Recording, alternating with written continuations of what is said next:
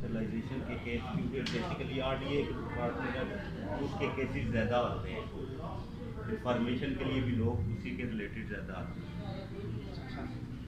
Conversion of land used from residential to commercial petrol pump was pending at Lord Khasra 518 Defend Road,